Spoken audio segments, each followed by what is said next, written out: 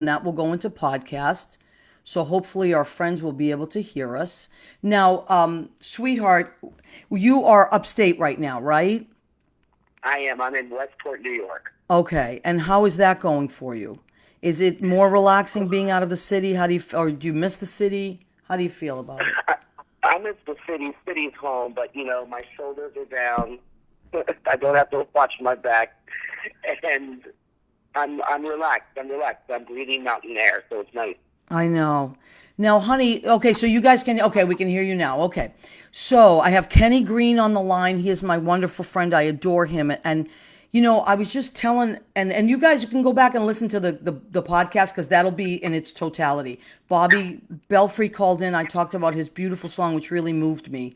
And then Kenny Green, I asked Kenny, everyone is really struggling. Everyone is struggling with what's happening right now in the world with the pandemic, with the economy, and then with the horrible, horrible, savage death of George Floyd. But before that, let's not forget Breonna Taylor and Armand Arbery. These are Absolutely. three people that within weeks have just had their lives taken away from them. And it's thrown everybody into a sad, horrible state. And people are reacting to it in different ways. And, the reason I asked you, Kenny, is because I feel very comfortable with you. And you're a very compassionate person. And I want to explain, I have friends that are of all races, and I have I mean, genders, sexual orientation, socioeconomic levels. I have friends that are police officers that I love, and I have my African American friends that I love, and I am so brokenhearted for both sides, and I am brokenhearted for the world, and I want to be part of the solution. So I said, a lot of people, like when they see Black Lives Matter, they'll say things like, well, all lives matter. And of course all lives matter, but I wanted, and I know what Black Lives Matter means because I've been educated by people that explained what that meant to me, even though I don't consider myself a racist by any bone in my body, but I didn't understand what it really meant. So, would you be so kind to explain to people what that means when people say Black Lives Matter? Absolutely. Well, as you mentioned, yes, definitely, we have the three horrible deaths within the past month and a half, within weeks of each other. But Just bring up your voice a outside the tiny bit, sweetheart, because it's just a tiny bit. sure, Okay, good. Thank you. yeah. So of course, like as you mentioned, we have those three horrible deaths within a month, within a month and a half, weeks apart of each other.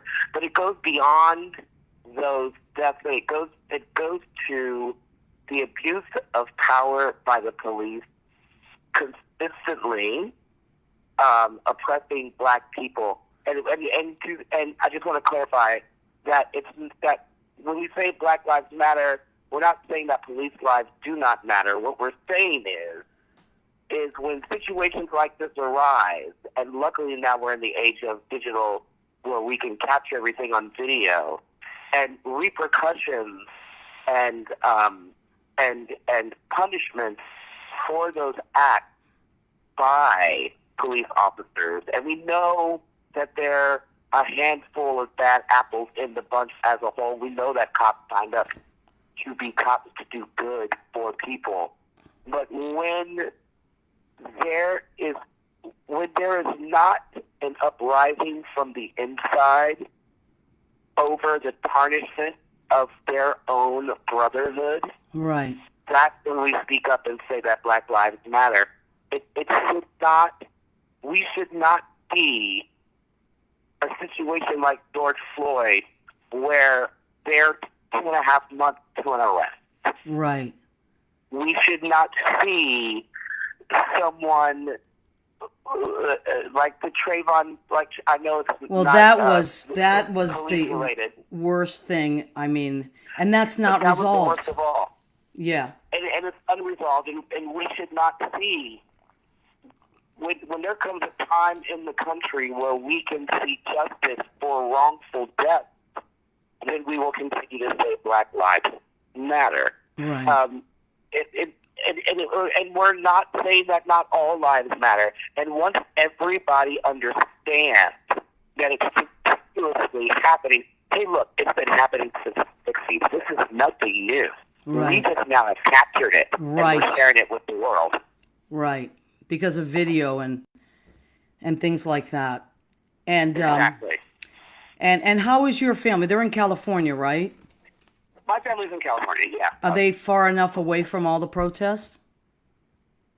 Or Yeah, they? I mean, my family is huge, and in comparison, I'm fairly young, even though I'll be 43. I'm fairly young as opposed to the rest of my family. Yeah. So they're not really protesting, and they're home taking care of their lives, by taking care of my dad and Now, your mom's. I'm Facebook friends with your mom. She's so incredibly cool. I love. Shout out to Donna Jack Wiley. I love that I woman. believe she's listening. She cracks me up, and she's so great and such a bright light. And like, I really, I wonder like what goes through her mind to have seen the way it was and the way it is now, and how it has changed and how it's not changed. It's interesting because I grew up with stories of my mother. My mother was born in 1907, so I grew up with stories of her in school with, the N-bomb being dropped and from classmates and stuff like that. And my mother didn't like the school that she went to and transferred herself without my grandmother knowing to go to another school. Wow. Wow. So, Yeah, she's a Spitfire. Yeah. So, I grew up with stories like that, and I know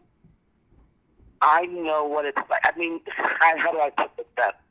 We still have people walking this earth who are around for the civil rights movement. Yeah, Jesus. Alive and breathing. So why this is a shock to anybody else in this country is beyond me. The rage comes from the fact that nothing has changed and it's 2020. Yeah, I know. Oh, I got to tell you, I do feel like, this is like, I haven't heard one person, and including Fox News, which baffled me. Like, I watched it all day today because that's not my station. My station is MSNBC, but I like to listen to all of them because I like to see what everyone is listening to. If I'm only listening, yeah, and am I only listening to my side and everybody agrees with me, then I want to know what the country is listening to. And I gotta say, like, I was shocked at the last 2 days that they were all saying, like, nobody could argue with this. This is a savage murder. And hearing them say it, I was like, oh my God. Like, I never expect them to say something that I see. We see things very differently. And I really said, and there were so many religious like spiritual leaders, I should say, and they had civil rights people on, and they had like so many great guests today that I was like, I feel like something shifted, and I can't explain, and I'm like so disturbed by the looting because I think that it just takes away from what people are really trying to do, which is protest. Well, I have a theory on that. Okay. And, my theory on the looting and the rioting, I'm not a proponent of violence. I absolutely am not. Me neither. But like I explained to a friend of mine earlier today, a fellow radio guy, I was talking to Julie James earlier today, and we were having a discussion, and the only quote that I could come up with, she asked me, she said, what do you think the answer is? And I said, you know what, I don't know if I know this answer because the problem is as such. We've moved from civil rights, we've moved into, well, let's fast forward, we've gone to, we weren't allowed to kneel. Right, so you were right. Now. Right. So we weren't allowed to kneel because that was disrespectful. Oh my God, you're right. We could not stand during the Star Spangled Banner. We could sit during the Star Spangled Banner because that was disrespectful and we were going against the grain of the very fabric of the country that people were fighting for. Right. We could not protest quietly, or we couldn't protest calmly because then we get rubber bullets shot at us. Right. So when you keep banging your head against the wall, asking your nation to change, and nothing happens, you're just going to get a national confusion, and that's what is happening. Yeah, that's a really good point. Like I think it's so funny because Colin Kaepernick, I think about him all the time. And I think, what was this man doing that was so bad? Like he was quiet. You're right. And thank you for reminding me. By the way, your mother, Donna Jack, who I love, just popped up on my Facebook Messenger to say she loved me. Donna Jack, if you're out there, I adore you and your son. I mean, how cute is that she sent me a little secret message. I love you. I know. I love her. Thank you for reminding me and our listeners, because we have such amazing listeners, and the radio show goes across on Armed Radio, goes across the country in 66 other countries, and then it goes into podcast. And I want people to hear these things. These are important things to hear, and I feel like I'm in a position to give people a voice and let people hear different sides that they might not know. They just might not know. My father is a really cute guy. He's an amazing guy. And my family's not racist at all. And he said to me the other day, he goes, I didn't know. It's and he came from the best place. He's 84. He goes, I didn't know a lot of African Americans before I came to New York. But he's a jazz guy. So all his favorite artists were African American. But he didn't in the circles that he ran in Boston, he wasn't around a lot of it unless he went to a jazz club. And he said to me, because he's been to New York and he's met all my friends, he said, I love your friends, he he's met Michael Woolley and Norm Lewis and Darius and Trent, and he loves my friends. And I thought, maybe if someone and my dad isn't at all racist, but imagine if someone of my dad's generation had been more exposed to being around other people other than just what he is from, this world would be different, and that's what I feel like we need. Yeah, we need more of that. That's what we need. It would be different, and just like I was saying earlier, we still have people walking around this earth with who are alive during the civil rights movement. Some of that racism, and I know that I'm not saying that it's out there at full force, but it is out there. Some of those people are also still alive, and it is very much woven into the fabric of this country, as well as prominent as the stars in the flag. Yes, you're right. To ignore or to pretend like that's not here. And I mean, as African American people feel that every day. I know. Whether they know it or not, and you try to block it out. You try to go about your way. You try to live as great a life as you possibly can and not hurt anybody. There's going to be that time that you walk into an elevator and somebody steps in their seat because they're afraid of you, and they don't realize that they're doing it. Yeah. But you, as the African American person, definitely realize that it's happening, and it's a very tiny microaggression. But those things, and that's not bad. But a lot of those things start to snowball. Yes. Kenny, I feel like we could go on forever and ever, and I maybe what I'm hoping is that we can do this, we can revisit this conversation again, maybe in a few weeks, and just keep seeing how it progresses, and we could just I think it'll stay. But yeah. I think we're in the fire right. Yes, but I think it's so important that we continue the conversation, and we just keep bridging the gap, and just talking and talking and talking and communicating and connecting. That's what's missing in this country, and I want to be part of that, of the connection, So, absolutely. Well, okay, honey, I love you so much. I'm gonna your mom is so cute. I'll text her afterwards. She's just so cute. She keeps writing me little cute things. And I just want you to be safe. I'm glad you're upstate right now, and hopefully everything will blow over and we'll be good again, and we'll be making music. Kenny and I work together and make music, and it's just so fun. And I love you, It's a Kenny. blast. It's a blast. All right, honey. Thank you. I have my friend Sergeant Sue calling in. She's retired in NYPD. So I'm going to All have right, her I love jump you in. so much. I love you too, boo boo. Take care of yourself. Be safe. Thanks, you too. Bye-bye. Bye, Thanks for having honey. me. Bye, baby. Sue, are you there? I am here. How Oh are my you? God. Perfect. Perfect. And your voice, perfect. Keep it up like that.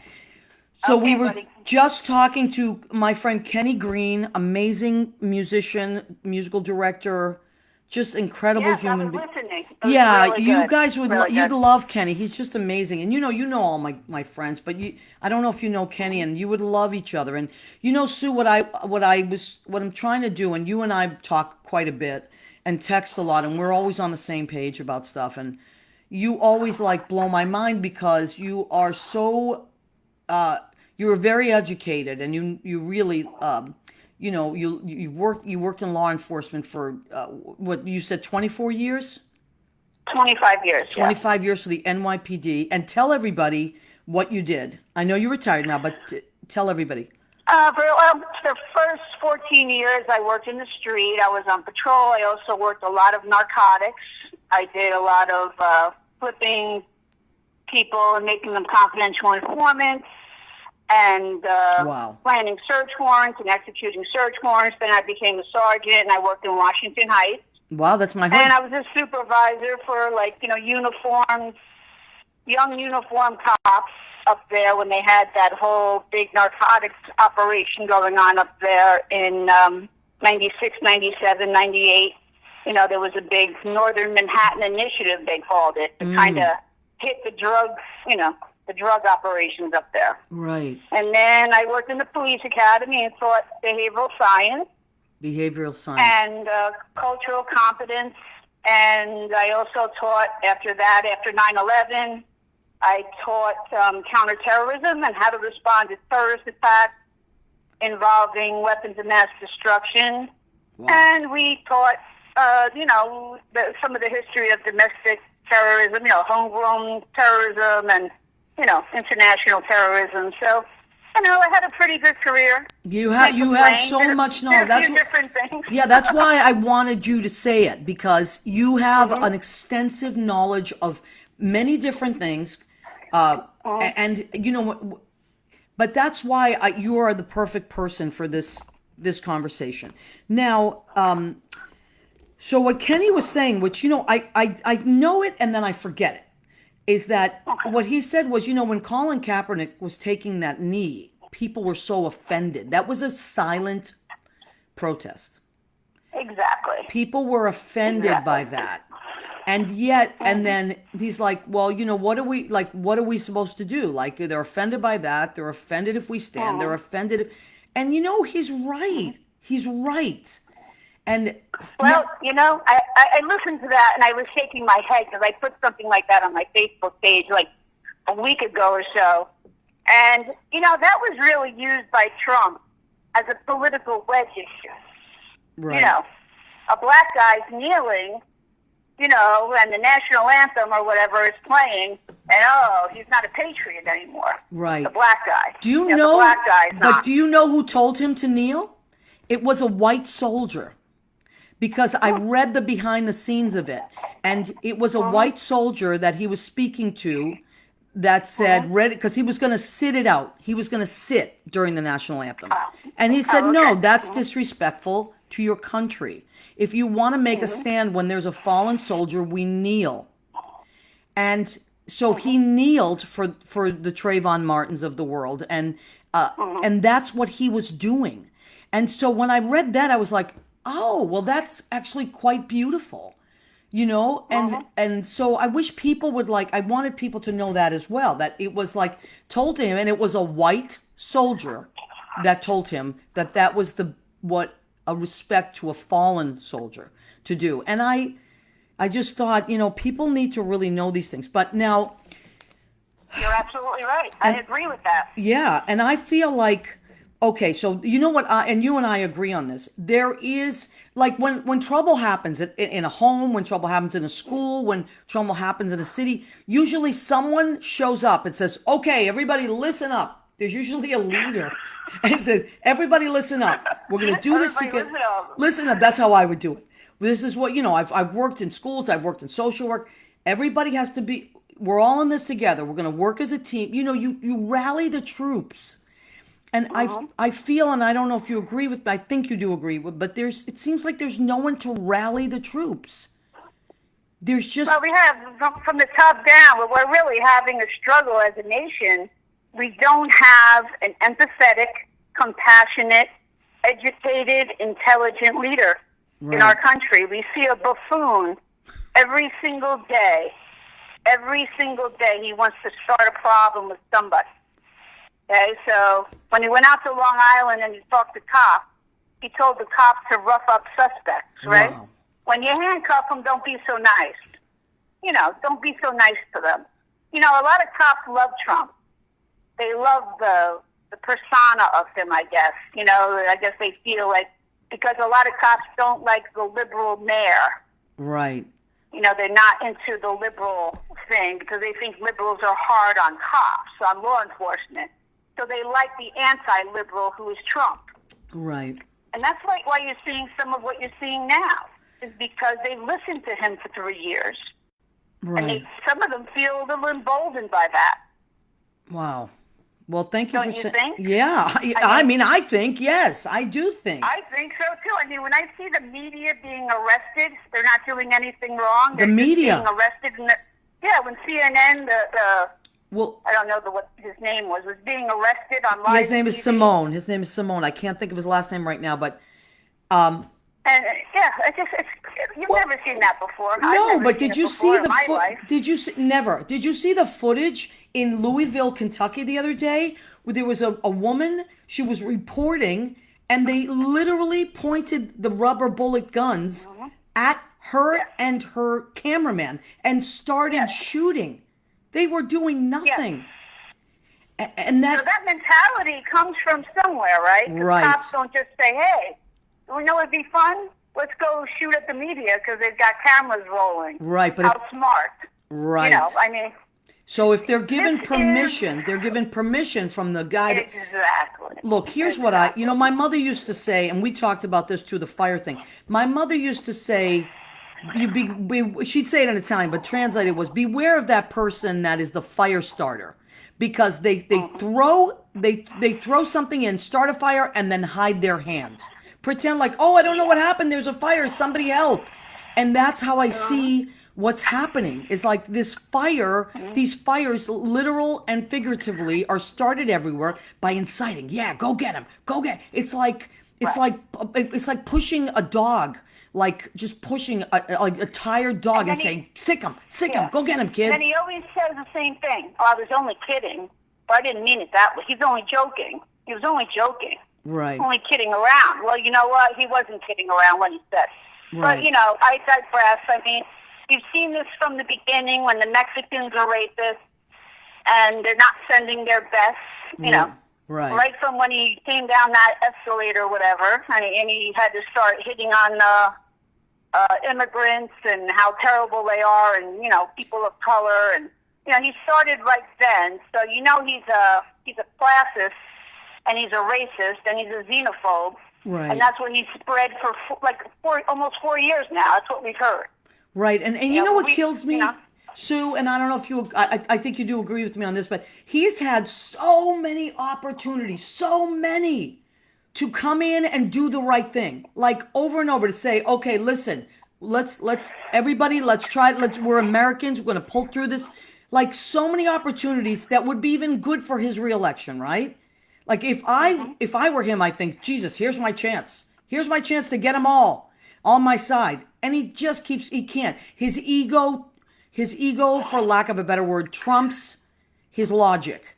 And but the problem is, that's fine if you're ruining your own life, but if you're ruining other people's lives, and look, I think he's ruined the cops as much as he's ruined society, because they're the ones now that are targets. They have bullseyes on their backs now.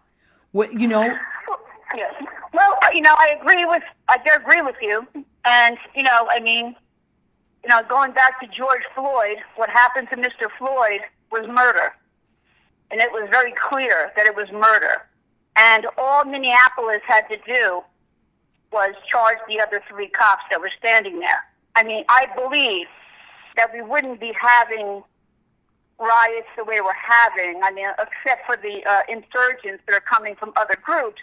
I believe that if Minneapolis had acted quicker and said, oh, yeah, we're bringing charges against all 4 of these guys. We're going to do a fast investigation. Yeah. We're going to do this to the best of our ability, get some community leaders out there and start talking to the community, kind of get a handle on it very, very fast. But instead, they kind of slow-rolled it. Right. And the White House kept quiet. Right. They Not a peep. Not a peep. They didn't want any part of the pandemic. Because none of it's his responsibility. Right. Absolutely. You know? And now you talked about insurgents. Okay, so none of us agree that the looting is a good idea. No, nobody. I haven't talked to one person on any side, any background that says that's a great idea. So what do you think these groups are? What's happening, in your opinion, with all your knowledge? Well, for many, many years there have been leftist groups, anarchists, far left anarchists, and, the right-wing extremists, which are like the white nationalists, white, supremacists. And they basically want to tear down society. I mean, the right would love a race war. Right. The right would love a race war, and the left would like to tear down capitalism. Right. They all have their own agendas. I mean, neither agenda is really helping us right now, is it? No, neither agenda serves most people. It serves those outside extreme groups. And then we have a president calling a bunch of people that don't like fascists because he is a fascist, basically, or he's trying to be a fascist. Well, he would love to be like Putin. I think Putin's his idol. Yeah, exactly. So we have a made-up group named Antifa, or whatever they call them. Everybody calls it something else, that he blames for everything. The anti-fascist group that's supposed to be all liberals or Democrats. Right. We're the ones doing all the destruction. Meanwhile, it's a multitude of groups, and I'm sure that the FBI and law enforcement right now, or as they're arresting people, they're probably looking into their backgrounds and looking into all of those extremist group websites and pages that they have. So they all have social networks. Right. They have pages that they all talk on, and they're trying to link them up to see what groups they're in. But some of those groups are really organized, coordinated. I mean, somebody in Chicago, I think the mayor of Chicago said that U-Haul trucks pulled up in the middle of the day, and white people were pouring out of the back of the U-Hauls, and they just started breaking into stores. That's a coordinated attack. That's coordinated looting. And the mayor of Chicago said that, right. And do you think they're doing that to make it look like, oh, look, Black Lives Matter is having a protest, and they ruined everything? I do. Yeah. I actually do. I think, let's get honest, though. Let's be honest. When we watch the news, I watched the news on New York the other day, and there were a lot of young kids, Hispanic, black, white. White, right.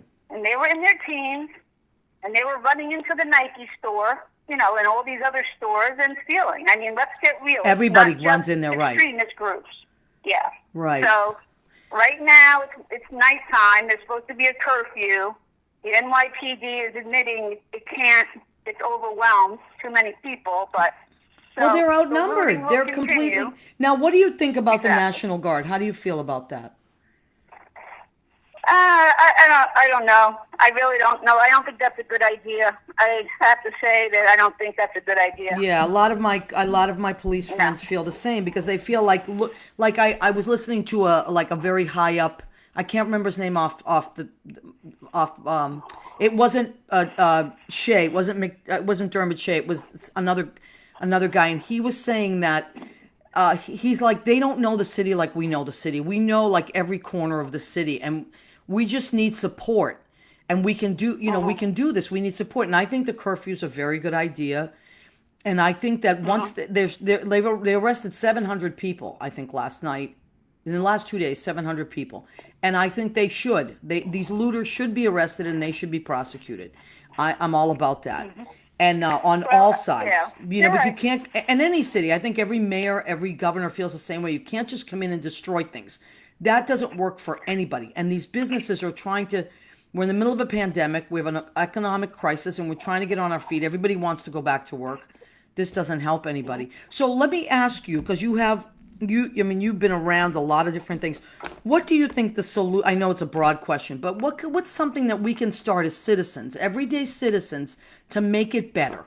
What do you think? Well, what are we making better exactly? The Are we relations making between the better two the sides. fact that black men aren't killed by cops? Like, what part are we making better? I mean, I love the way you're just shooting from the hip, and I'm loving this. I mean, I'm just kind of painting it over. Like what I would love to see, because you know me, I'm all about love and all that. I would love to see where people can, like, my dream is that people can cross the line and talk, or hug, or like say, I know how, I have kids too. I know I played basketball and I played hockey, or or whatever people talk about that is the same when they're at a bar, or when they're at a meeting, or like things that they have in common, like. Well, here's the thing. I'm going to start off with just a little bit different. So I don't know how many African American people are in this country.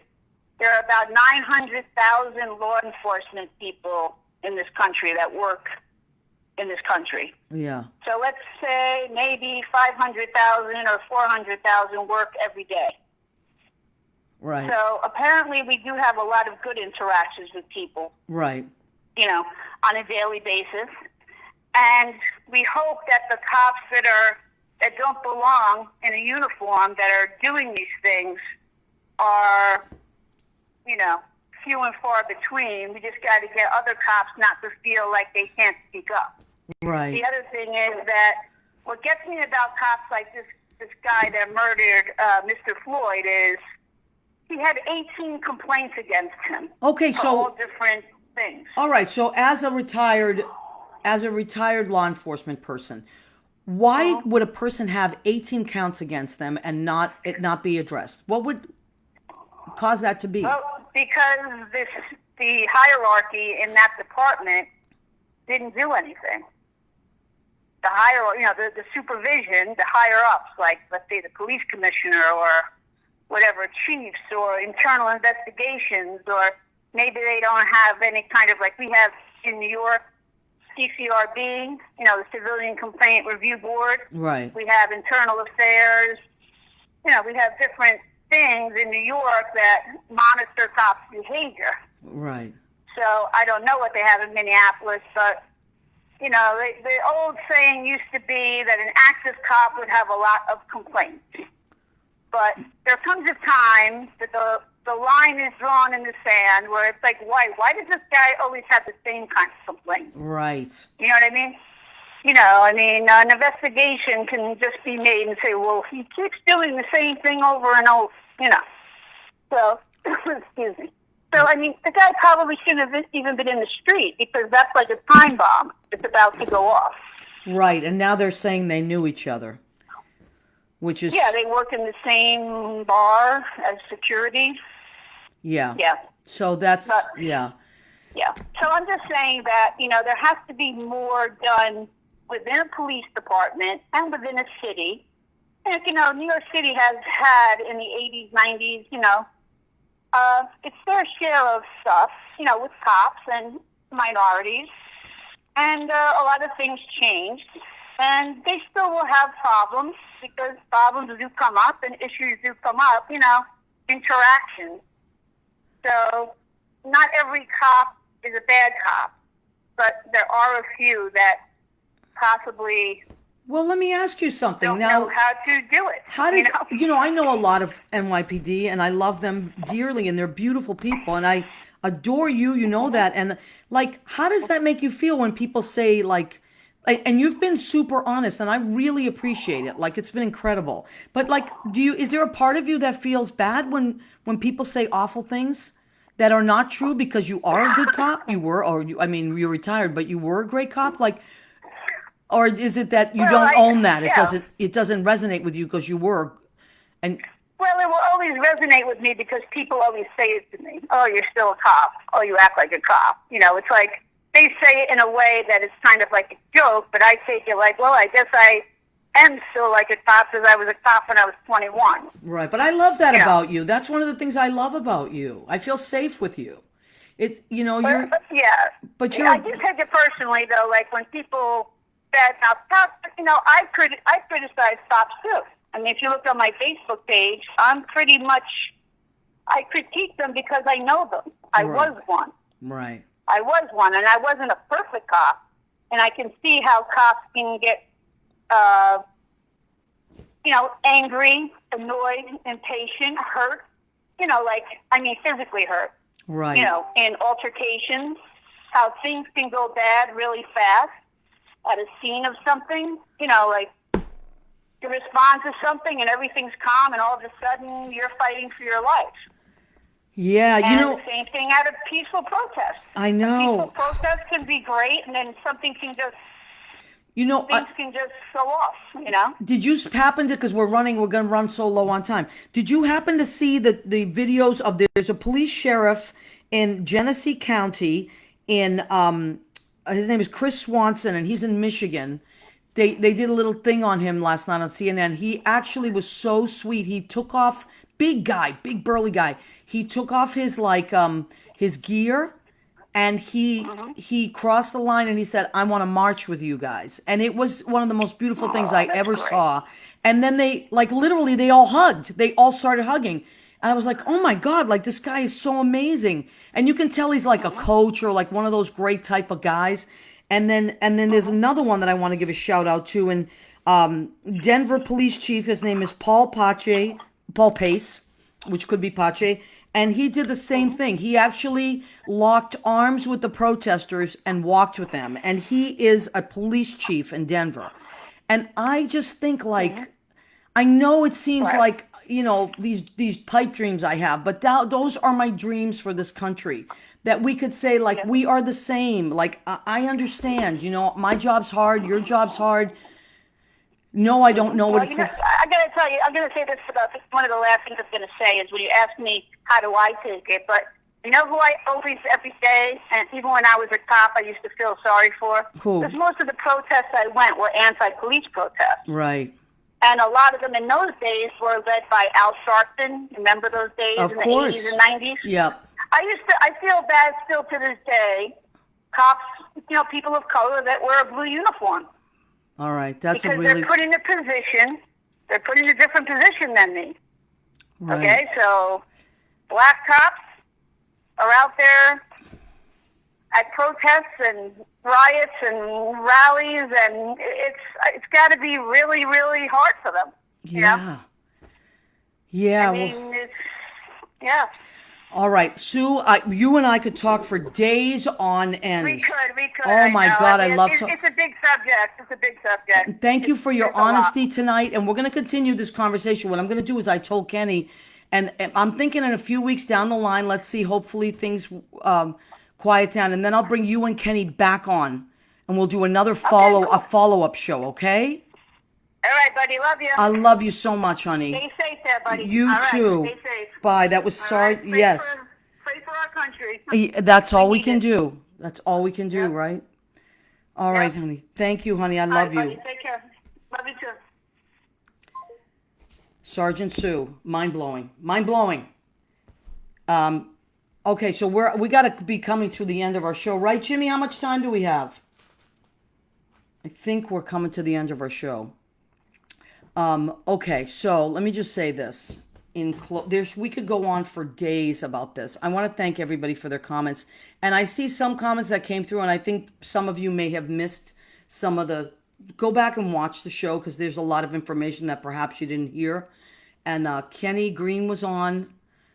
He explained Black Lives Matter and why they say Black Lives Matter. We talked about Colin Kaepernick and why you kneel, and that was a peaceful protest.